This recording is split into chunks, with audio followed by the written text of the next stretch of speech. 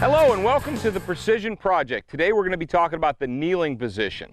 Now there's two basic kneeling positions we're going to work in. We've got Matt here.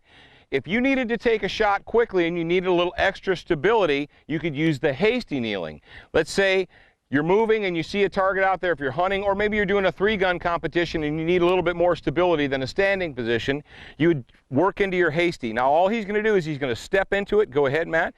He's going to drop to it. He'll support his elbow on his front knee, and he'll take his shot. The great thing about the hasty kneeling is once you've taken your shot, you can step up and you can actually step right out of it and keep moving on. Now he'll come back. The more traditional kneeling positions are what we call a static kneeling for competition. Now Matt's going to go ahead and he's going to get into a good kneeling position right here. There's several kneeling positions. One of them is where you would roll your foot up underneath your fanny and actually sit right down on your foot.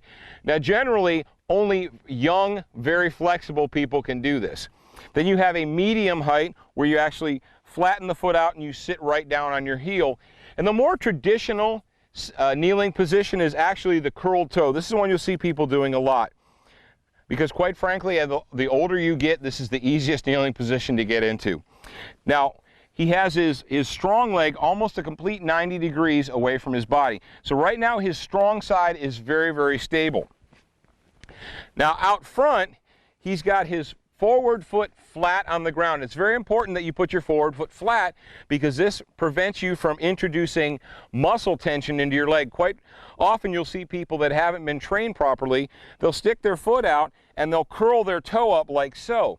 Now what you're doing is you're using all of your leg muscles to support your front arm, and eventually what will happen, if you stay in this position for any length of time, your rifle will start to shake, you'll see the shake in your scope, and it'll become very, very frustrating for you. So what you're going to do is you're going to plant your foot nice and flat, and if you can actually get your shin to go straight up and down, that gives you good support.